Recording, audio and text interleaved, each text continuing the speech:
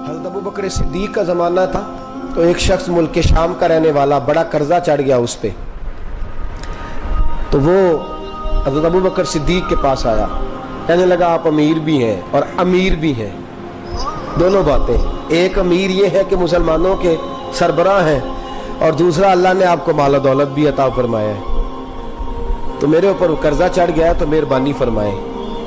वो कहता है हज़रत सिद्दीक अकबर ने मेरा हाथ पकड़ा, घर के अंदर ले गए। बाहर से दरवाजा बड़ा आला था, लेकिन घर के अंदर गया तो चारपाई भी कोई नहीं थी, खजूर की चटाइयां बिछी हुई थी, खजूर की छाल की, और वो भी फटी हुई। फरमाते सैयदना सिद्दीक अकबर ने बिठा लिया मुझे, और मुझे कहने लगे यार तुझे एक अजीब बात ना बताऊं? तो बताइए। फरमाने लगे 3 दिन हो गए मैंने अनाज का दाना भी नहीं खाया, खजूर के ऊपर गुजारा कर लेता हूं मैं, आजकल हालात मेरे ठीक नहीं है। लगा जी फिर मैं क्या करूं? तो आप फरमाने लगे तो उस्मान गनी के पास जा। किसके पास? शख्स कहने लगा जी मुझे तो बहुत सारे पैसे चाहिए।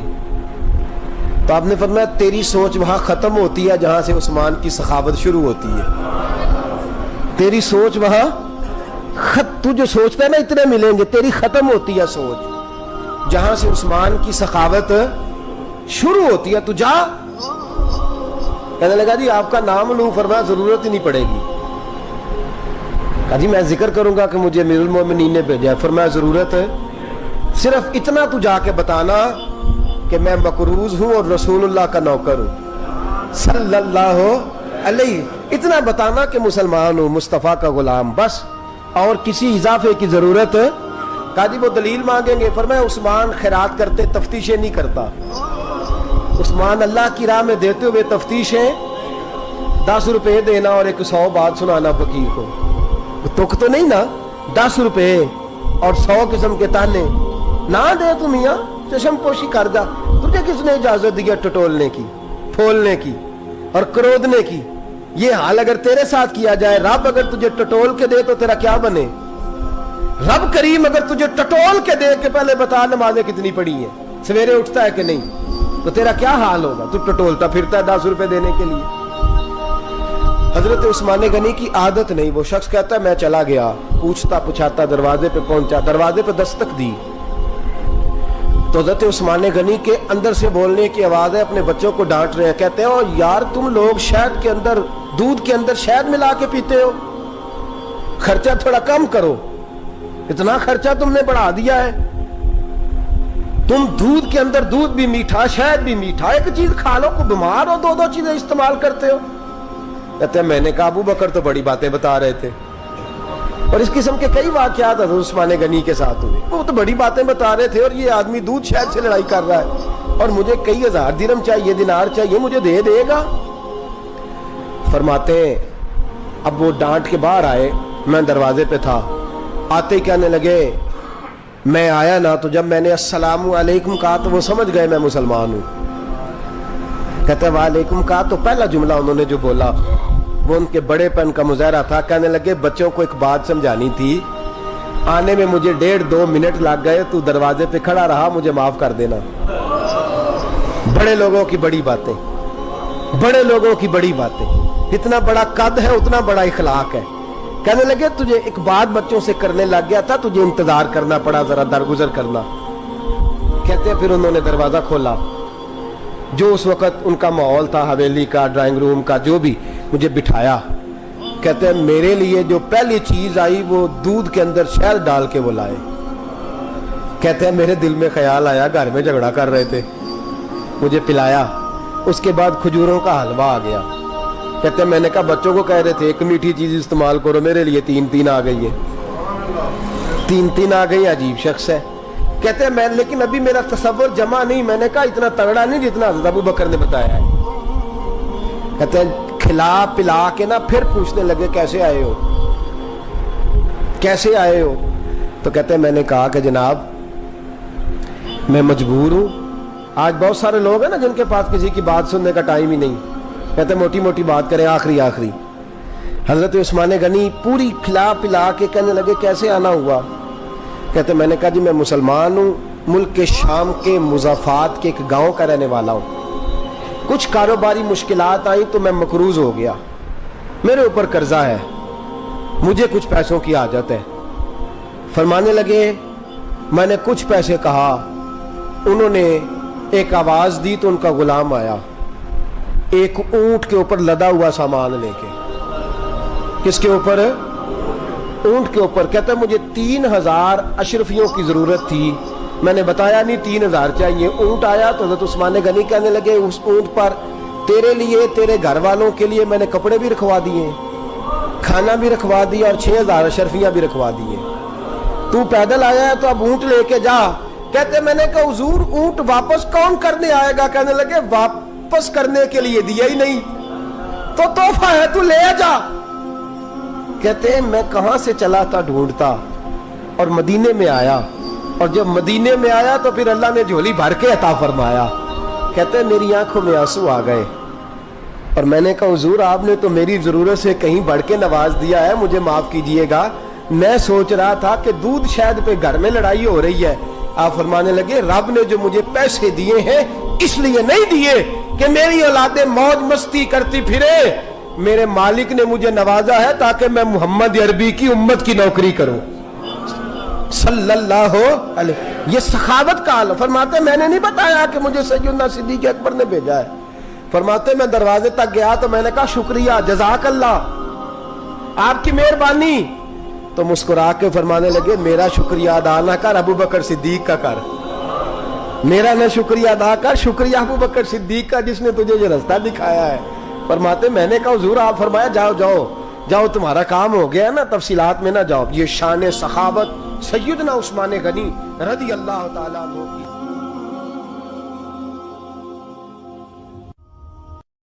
حضرت عثمان غنی رضی اللہ تعالیٰ عنہ فرماتے ہیں کہ جس دن حضور نے تبوک کے لیے جیش اسرا کی اعلان کیا نا, تو حضرت عثمان غنی فرماتے ہیں کہ حضرت ابو بکر صدیق تو سارا مال لے آئے تھے, جناب عمر آدھا لے آئے تھے, مولا علی شیر خدا نے جی کھول کے دیا تھا, لیکن 800 گھوڑے بما پالان کی ضرورت تھی. یعنی 800 فوجیوں کا خرچہ, اپنے لفظوں میں بات کر رہا ہوں. فوجی کا خرچہ کیا ہوتا تھا کہ فوجی کا گھوڑا بھی چاہیے, گھوڑے کے ساتھ کجاوا بھی چاہیے, تلوار بھی چاہیے, نیزہ بھی چاہیے, تیر بھی چاہیے, لوہے کی جیکٹ بھی چاہیے. حضرت عثمان غنی کہتے ہیں نبی پاک نے اعلان کرنا شروع کیا. ایک دفعہ اعلان کیا تو میں نے کہا حضور 200 فوجی کا خرچہ میرا. تو نبی پاک نے دوسری دفعہ اعلان کیا تو کوئی اٹھا ہی نہیں, جنہوں نے دینا تھا وہ تو سارا کچھ پہلے ہی دے چکے تھے, کوئی اٹھا نہیں. کہتے مجھے بڑا عجیب لگا کہ میرے مصطفیٰ اعلان کریں. حضرت عثمان غنی فرماتے ہیں, شاہ ولی اللہ صاحب نے ازالت الخفا میں لکھا ہے کہ یوں پکڑ کے کہتے ہیں میں نے اپنا نا گریبان پکڑ لیا, عثمان تیرے نبی کو اعلان کرنا پڑ رہا. کہتے 1000 فوجی کا خرچہ چاہیے تھا, 1000 کا. عثمان کہتے تیسری دفعہ حضور نے اعلان کیا تو کہا یا رسول اللہ 200 اور ڈال لے. سنو سخی کس کو کہتے ہیں. حضرت عثمان غنی رضی اللہ تعالیٰ عنہ فرماتے ہیں میرے پاس کل خرچہ میرے پاس 800 فوجیوں کا تھا, میں سارا کچھ بھی گھر سے لے آؤں تو 1000 میں پھر بھی پورا نہیں کر سکتا تھا. لیکن جب نبی پاک نے چوتھی دفعہ کہا نا کہ اٹھو بھائی ابھی خرچہ چاہیے, عثمان کہتے مجھے لگتا تھا میرے گریبان پھٹ جائے گا, یار میرے محبوب کو اعلان کرنا پڑ رہا ہے. عثمان غنی فرماتے میں اٹھ کے کھڑا ہوا, میں نے کہا حضور اب آپ نے اعلان نہیں کرنا, آپ 1000 ہی میرے کھاتے میں ڈال دیں, میں سب کا بندوبست کرا دوں گا. فرماتے میں نے 200 فوجی کا خرچہ پکڑ دکڑ کے پورا کیا. 200 کا خرچہ. غریب اصل میں اللہ سے تجارت نہیں کرتا اس لیے امیر نہیں ہوتا. غریب اللہ سے تجارت کرے نا, اللہ سے, اس کے رستے میں 200 دے کے 70 گنا کی امید رکھے یہاں بھی وہاں بھی, پھر امیر ہو جائے. یہ تجارت نہیں کرتا, یہ کہتا ہے اللہ کے رستے میں امیر خرچ کریں گے, میری نہیں ڈیوٹی. حضرت عثمان غنی کہتے میرے پاس 800 کا بندوبست تھا, میں نے 1000 کا دیا. حضور تشریف لے گئے. فرماتے ہیں جہاد سے جب واپسی ہوئی نا, ایک ایسا سودا تھا جس میں سے مجھے نفع کی امید ہی نہیں تھی, پر اللہ نے مجھے 11 گنا نفع عطا فرمایا. مالا والے سخی نہیں ہوندے, سخیاں کل مال. دیکھیں نا جنت البقیع, وہ والا قبرستان جس میں کوئی دفن ہو جائے تو نبی پاک کی سفارش کا حقدار ہو گیا. وہ والا قبرستان جس کا نام ہی جنت ہے. وہاں نا ایک یہودی اپنے جانور باندھا کرتا تھا. تو سرکار ایک دن اس طرف گئے تو واپس آئے، حضرت عثمان غنی قریب کھڑے تھے، نبی کریم صلی اللہ تعالی علیہ وسلم نے فرمایا عثمان اس جگہ کی طرف ذرا چکر لگانا، جگہ بڑی اچھی ہے۔ عثمان غنی گئے، جگہ خرید کے واپس آ گئے۔ حضور نے فرمایا ہوا ہے؟ عرض کی حضور خرید آیا ہوں۔ فرمایا میں نے تو چکر لگانے کا کہا تھا۔ کہا یا رسول اللہ آپ نے یہ بھی تو فرمایا تھا جگہ بڑی اچھی ہے، تو جس کو آپ نے اچھا کہہ دیا یہودی کے پاس تو نہیں نہ رہنی چاہیے، تو میں نے خرید دی۔ شرم نہیں آتی لوگوں کو حضرت عثمان کے بارے میں بات کرتے ہیں۔ جس قبرستان میں سیدہ پاک بی بی صاحبہ حضرت فاطمہ الزہرا آرام کر رہی ہے، وہ زمین حضرت عثمان نے تحفہ دی ہے۔ حیا نہیں آتی بات کرتے؟ شرم نہیں آتی؟ یہ صدقہ سیدہ فاطمہ کا ہی ہے، انہی کے لیے اللہ نے تحفہ دیا، اور اس کے پیسے حضرت عثمان غنی نے ادا کیے۔ پھر اس قبرستان میں سیدہ پاک نے آرام کیا، پھر اسی قبرستان میں عثمان ابن مسعود نے آرام کیا، پھر اسی قبرستان میں حضرت حلیمہ سعدیہ لیٹی ہوئی ہے، اسی قبرستان کے اندر نبی پاک کی زوجہ سیدہ عائشہ آرام کرتی ہے، پھر اسی زمین پر میرے محبوب کے پیارے نواسے امام حسن آرام فرمائے۔ حضرت عثمان غنی رضی اللہ تعالیٰ عنہ کے بارے میں بات کرتے تیری زبان نہیں کامتی؟ ان کو بات کرتا ہے جن کے تحفے اہل بیت نبوت نے قبول فرمائے اور وہاں آرام کرنا انہوں نے پسند کیا، اتنا بڑا جرات بند ہو گیا تو؟ حضرت سیدنا عثمان غنی رضی اللہ تعالیٰ عنہ سخاوت کی تو کمال کر دیا حضرت عثمان غنی، اور پھر ضرورت سے زیادہ پیسے دے کے وہ کنویں کی بات بڑی معروف ہے، میں نے بس اشارہ کرنا ہے۔ نبی پاک نے بھی اعلان کیا تو بڑا ہی اعلان کر دیا، فرمایا وہ میٹھے پانی کا کنواں ہے، قبضہ یہودی کا ہے، جو بندہ خرید کر وقف کرے گا نا اسے کیا ملے گا؟ تو حضور نے فرمایا میری جیب میں جنت کی ٹکٹ ہے، میں اسے جنت دے دینی۔ یہ ہے عرض جنت، یہ طیبہ کی زمین ہے، جنت بھی یہی، مال کے جنت بھی یہی ہے، جنت لے لے مجھ سے، لے لے۔ حضرت عثمان غنی گئے، اس کو کہا بھائی کنواں میرے ہاتھ بیچ دے۔ کنویں کی قیمت تھی 500-700 دینار، تو حضرت عثمان 500-600 دینار کل کنویں کی قیمت تھی۔ جناب عثمان غنی گئے، یہودی کو پتا تھا کہ یہ خریدنا چاہتے ہیں، فرمایا یار یہ کنواں بیچ دو۔ کہنے لگا نہیں بیچنا۔ فرمایا قیمت منہ مانگی، کہنے لگا قیمت میری مرضی کی۔ کہا تمہاری مرضی کی، اپنی اپنی اوقات ہوتی ہے نا قیمت لگانے کی، تمہاری مرضی کی۔ کہنے لگا میری شرط ہے میں ایک دن کے لیے کنواں دوں گا، ایک دن میں ایک دن آپ۔ فرمایا یہ بھی منظور ہے۔ کتنے پیسے؟ اس نے کہا میں 3000 دینار لوں گا، 500-600 کا ہے۔ حضرت عثمان غنی فرمانے لگے تو نے اپنی اوقات کے مطابق 3000 مانگا ہے، میں 40,000 لے کے آیا تھا، اپنی اوقات کے مطابق مانگا، 40,000 دینار میری جیب میں۔ یہودی کہنے لگا عثمان تو تاجر ہے، اور عام تاجر نہیں، عالمی سطح کا تاجر ہے، لوگ تیری تجارت کی مثالیں عرب میں دیتے ہیں، پر 500-600 کا کنواں 40,000۔ فرمانے لگے مسئلہ کنویں کا نہیں، مسئلہ مصطفیٰ کے فرمان کا ہے، وہ جو حضور کا فرمان پورا کرنا ہے نا، اس کے لیے 40,000 تھوڑے ہیں، میرے پاس تھے ہی اتنے جو لے کے آیا ہوں۔ حضرت عثمان نے پیسے چکائے، اس نے کہا ایک دن پانی ملے گا۔ فرمایا منظور ہے۔ وہ ایک دن بیچا کرتا تھا پانی، حضرت عثمان نے اعلان کر دیا جو میرا دین ہے نا فری پیو، اپنے بھی پیو، بیگانے کا اعلان کوئی نہیں کرنا، میرا کوئی پروگرام نہیں۔ لیکن آپ مطلب ہلکا ہلکا ایسے ایسے دیکھیں گے، سوچیں گے، غور کریں گے، او بھائی پیسہ بھی بانٹنے سے، چلو بولو تو صحیح نا، اس پر بھی آپ حامی تو بھرے نا، سچی بات کر تو لینی چاہیے نا۔ چلے عمر آپ 2 سال کے بعد کر لینا، 6 سال کے بعد کر لینا، پر ہاں نہ تو صحیح کرے نا، پیسہ بھی ہمیشہ بانٹنے سے۔ ملا رومی رحمت اللہ علیہ فرماتے ہیں کنویں سے سادہ پانی نکل جائے تو تازہ آ جاتا ہے، اور اگر پانی کنویں کے اندر رہے سارا ختم نہ ہو تو باسی ہو جاتا ہے۔ اس لیے فرمایا کرتے تھے میں اس کنویں سے پانی پیتا ہوں جس پہ رش زیادہ ہوتا ہے، اس لیے کہ وہاں سے پانی ختم ہوتا ہے تو تازہ آتا رہتا ہے۔ فرماتے تو اللہ کے رستے میں سارا خرچ کر دے، اللہ تازے عطا کر دے گا اور پہلے سے زیادہ عطا کر دے گا۔ میرا آپ کا مسئلہ یہ ہے کہ تجارت بندوں کے ساتھ ہے، بندوں کے ساتھ جو تجارت ہے نا، بندے کنجوسی کر جاتے ہیں، بندے کا تو صحیح کام چل جائے تو پارٹنر کو فارغ کر دیتا ہے تو فارغ ہے، اور اگر کبھی کسی کی دکان میں کوئی کرایہ دار اچھا اس کی دکان چل جائے تو مالک کہتا ہے تو جا، اب دکان میں نے خود کھولنی ہے، وہ فارغ کر دیتا ہے۔ بندوں کا تو مزاج اللہ تبارک و تعالیٰ سے جب تجارت ہوتی ہے نا، میں نے ایسے لوگ دیکھے ہیں جن کے گھروں میں لاکھوں روپیہ ماہانہ آتا ہے، غربت نہیں جاتی۔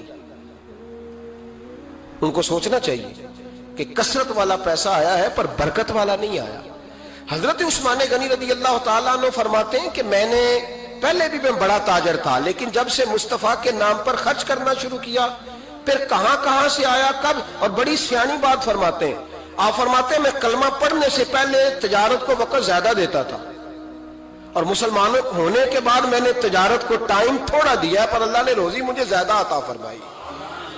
اس لیے برکت پر ہماری توجہ نہیں رہی، غیبی خزانوں پر خیال ہم نے چھوڑ دیا ہے۔ غیبی خزانوں سے جو چیز ملتی ہے وہ زیادہ ملتی ہے، جو مادی ذرائع سے ملتی ہے وہ چیز کم ہوتی ہے۔ حضرت عثمان غنی پر الزام لگا جب آپ کا دور حکومت تھا، یہ یاد رکھیں کہ سب سے زیادہ الزامات حضرت عثمان غنی پہ لگائے گئے۔ جن بندوں کے قد کاٹ زیادہ ہوتے ہیں ان کے خلاف پراپوگنڈے بھی لمبے چوڑے ہی ہوتے ہیں۔ بڑی بڑی بات یاد رکھنا، کہا گیا کہ حضرت عثمان لوگوں کو نوازتے بڑا ہے، بڑا دیتے ہیں حضرت عثمان غنی۔ تو حضرت عثمان غنی فرمایا کرتے تھے حکمران تو میں آج بنا ہوں تو میں تو پہلے بھی بڑا دیتا تھا، وہ کس خزانے سے دیتا تھا؟ آپ جواب دیا کرتے۔ دیکھیں ذرا، لاکھوں لوگ حج کرنے آتے تھے، پر حضرت عثمان غنی حج کرنے جاتے تو اعلان کر دیتے کہ کوئی حاجی حج کے موقع پر آ کے کھانا نہ پکائے، سب کو کھانا عثمان غنی اپنی جیب سے دیا کرے گی۔ مینا میں لنگر کھانا ہوتا تھا حضرت عثمان غنی کا، مینا میں فرماتے تھے کھاؤ حاجیوں جتنا کھا سکتے۔ اور پھر حضرت عثمان غنی کا اعلان تھا، خدام کو کہتے تھے میں آخر میں کھاؤں گا، پہلے میرے سارے آنے والے حاجیوں کو کھلایا جائے۔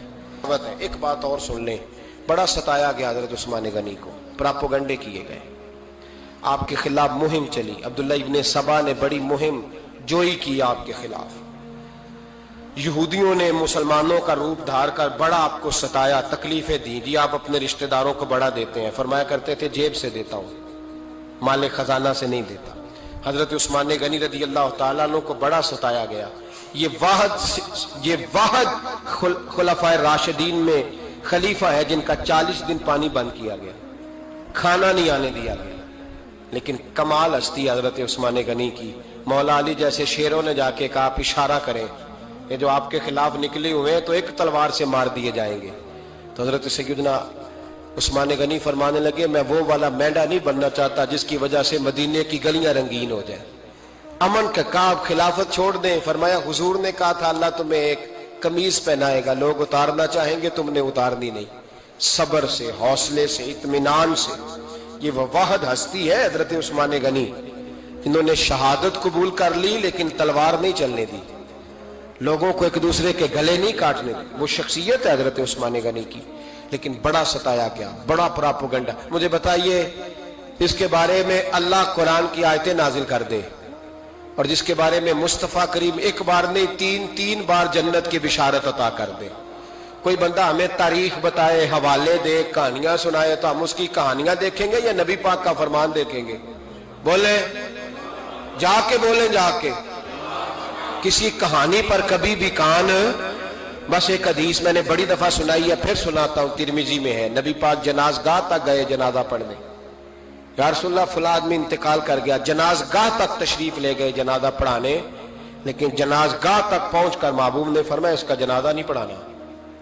یا رسول اللہ کیوں؟ فرمایا اس لیے کہ یہ عثمان غنی سے بغض رکھتا تھا، تو حضور تو اس کا جنازہ نہیں پڑھتے۔ کوشش کرنا آپ کا مزاج کبھی کسی بندے کے لیے بوجھ نہ بنے، کوشش کریں کہ رویہ اس طرح کا ہو کہ آپ کسی سے ملیں تو اسے سکون ملے، اسے توانائی ملے۔ بعض لوگ ایسے ہوتے ہیں کہ جن سے ملنے کو دل کرتا ہے، مثل تعویذ ہوتے ہیں کچھ لوگ، وہ جب بھی ملتے ہیں شفا ہوتی ہے۔ کچھ لوگ ایسے ہوتے ہیں کہ جن سے ملنے کو نا بندے کا دل کرتا ہے کہ کبھی یہ آ جائے نا 2 گھڑیاں، اور وہ جانے لگے تو بندہ اسے کہتا ہے اتنی بھی جلدی کیا ہے، ذرا ٹھہر جائیے۔ تو کبھی بوجھ نہ بنے۔ بعض لوگ ایسے ہوتے ہیں جو دقت کرتے ہیں، بوجھ بنتے ہیں، اور بعض ایسے ہوتے ہیں جن سے ملنے کو دل کرتا ہے۔ کیا خوبصورت حدیث ہے، حدیث کی راوی سیدہ عائشہ صدیقہ ہے۔ بڑی چیزیں میں نے پڑھی حضرت عثمان کے بارے میں، بڑی کتابیں دیکھی، لیکن یہ بات پڑھ کے نا کلیجہ بڑا ٹھنڈا ہو۔ پیار بہت سارے لوگوں سے ہوتا ہے یار، یہ تو نہیں ہے نا کہ پیار نہیں۔ نبی پاک کا جو حضرت ابوبکر صدیق سے پیار ہے، اس کا دنیا میں کوئی انکار کر سکتا ہے؟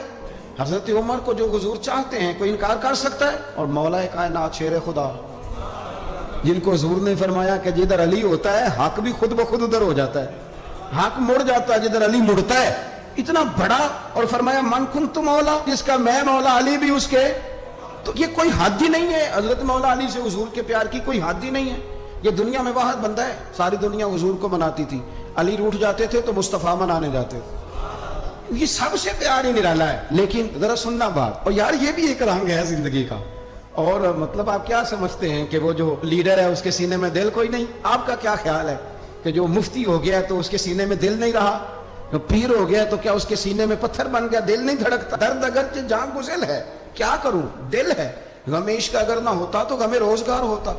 ये होता है, दिल में दर्द भी होता है, किसी को मिलने को भी दिल चाहता है, इंसान सफर भी करता है, कभी वो कहता है कि और कोई ना हो, मैं हूं, मेरा महबूब हो। दिल जो हुआ क्या किया जाए। लेकिन नबी करीम सल्लल्लाहु अलैहि वसल्लम बैठे बैठे ना चुप कर गए, और देर के बाद हुजूर ने फरमाया, सैयदा आयशा सिद्दीका, सैयदा हफ्सा थी, हुजूर ने फरमाया आयशा किसी सहाबी को बुलाओ मुझसे बातें करे। ये पहलू निराला है, किसी को बुलाओ जरा मुझसे बातें करे। तो जनाब आयशा कहती है मैंने आओ देखा ना ताओ देखा, बेटियां तो बात ही बाप की करती हैं, और नंबर दूसरा लग जाए तो फिर भाइयों की। हुजूर ने फरमाया किसी को बुलाओ जरा मुझसे बातें करे। हजरत आयशा सिद्दीका अर्ज करने लगी, हुजूर बुलाऊं अपने अब्बा जान को, जनाब सिद्दीक अकबर को बुलाऊं? हुजूर मुस्कुराए और मुस्कुरा के फरमाया नहीं तू रहने दे, प्यार बड़ा है, नहीं तू रहने दे। तो हजरत हफ्सा कहती हैं जब हजरत आयशा पीछे हटी तो मैंने फौरन आगे बढ़ के ना तो अर्ज की, हुजूर मैं अपने अब्बा जी जनाब उमर को बुलाऊं? तो हुजूर फिर मुस्कुराया, फरमाया ठीक है उमर भी, पर तू मेहरबानी कर रहने दे, कुर्बान जाऊं हजरत उस्मान आपकी शान पर, क्या नसीबा है। कहती है फिर हमने अर्ज की, हुजूर आप ही बता दें किसको बुलाएं? तो कहती है हमने हुजूर के चेहरे पर अजीब सी संजीदगी देखी। हुजूर फरमाने लगे कोई मेरे उस्मान को बुलाओ, कोई मेरे उस्मान को बुलाओ, मैं उससे बातें करना चाहता हूँ। कहती है पैगाम चला गया, उस्मान आ गए, पर्दा गिर गया, बीबियां अंदर चली गई, हुजूर ने पहलू में बिठा लिया, मेरे नबी ने माथा भी चूमा, हुजूर ने प्यार भी किया, और फरमाया उस्मान उस दिन साबित कदम रहना जिस दिन लोग तुम्हें शहीद करेंगे, उस्मान उस दिन साबित कदम रहना जिस दिन फितने उठेंगे, उस दिन साबित कदम रहना जब लोग तेरी कमीज उतारना चाहेंगे जो अल्लाह ने तुझे पहनाई होगी। फरमाया उस दिन साबित कदम रहना। हजरत सैयदना उस्मान गनी ने आंख उठाई, हल्के से आंसू चमके, अर्ज की हुजूर आप दुआ कर देना अल्लाह उस्मान की मदद फरमा देगा। और यार इस कैफियत को समझो, इतना मीठा बंदा। हजरत उस्मान गनी बिल्कुल नरम मिजाज आदमी थे, ठंडी तबीयत के थे। लेकिन हजरत आयशा कहती हैं हुजूर लेटे हुए थे तो जरा पिंडली से ना तांबत मुबारक हटी हुई थी, ये बुखारी मुस्लिम है। हजरत अबू बकर आए तो हुजूर लेटे रहे, बातचीत होती रही, जनाब उमर आए लेटे रहे, बात होती रही। किसी ने कहा हुजूर उस्मान आ गए, हुजूर उठे, तामत सीधी की, हालांकि बंदा नरम मिजाज है सबसे। लोग बैठे रहे, बातें हुई, चले गए। सैयदा आयशा सिद्दीका कहती है मैंने कहा या रसूलल्लाह मेरे अब्बा जी भी आए, आप लेटे रहे, उमर भी आए, आप उस्मान के आने पर तो ने बड़ा एहतमाम किया। तो हुजूर फरमाने लगे आयशा उससे हया न करो जिसकी फरिश्ते भी हया करते हैं, और उसकी हया न करो जिसकी फरिश्ते हया करे। वो कितना नालायक उम्मती है जो उस उस्मान की हया न करे, वो कितना नालायक है जो फिर उस उस्मान गनी की हया न करे। हमें हर मौके पर सैयदना उस्मान गनी की हया करनी। 17 और 18 जिलहज्जा हजरत उस्मान गनी रदी अल्लाह तआला अन्हु का यौम विसाल है। 18 जिलहज को आपको शहीद किया गया था। कुरान पाक पढ़ते हुए हजरत उस्मान गनी की जिंदगी के 3 पहलू बड़े नुमाया हैं, 3 पहलू बड़े। एक तो हजरत उस्मान गनी रदी अल्लाह तआला अन्हु बहुत ज्यादा सखावत करने वाले। मैंने जो लफ्ज कहे सोच समझ के कहे, यानी ज्यादा नहीं, बहुत ज्यादा सखावत, बहुत ज्यादा सखावत। और दूसरा बहुत ज्यादा शर्म व हया वाले।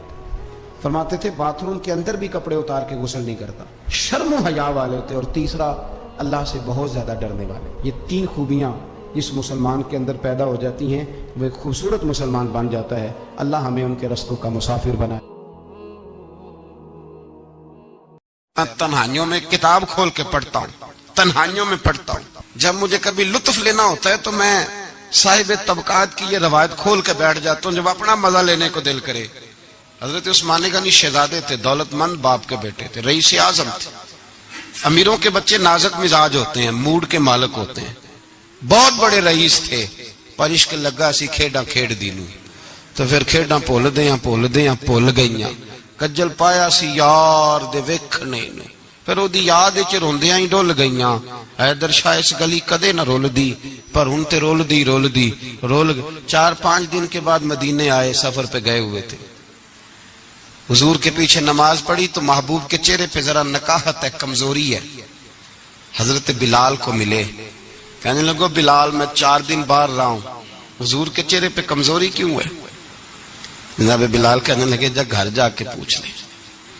کہتا میں نے دروازے پہ دستک دی، سیدہ عائشہ صدیقہ اندر سے بولی کون ہے؟ میں نے کہا اماں جی غلام ہوں عثمان، میں 4 دن کے بعد آیا ہوں تو چہرے پہ بڑی کمزوری ہے۔ فرماتے جناب عائشہ ہجکی لے کے روئی، کیا ہوا؟ تو کہنے لگی عثمان 4 دن ہو گئے کونین کے مالک نے روٹی کوئی نہیں کھائی، ایک پیالہ دودھ کا ایک کھجور۔ حضرت عثمان غنی رضی اللہ تعالیٰ کا اماں جی آپ پردے میں نہیں چلی جاتی؟ شہزادہ دوڑے گئے، گھر سے اناج کی بوری کندھے پہ رکھی، ہر چیز اٹھائی، غلام کہنے لگا مجھے دے دو، 20 نوکر ہیں گھر میں۔ فرمایا نہیں یہ میری ڈیوٹی ہے، میں نہیں کرنی۔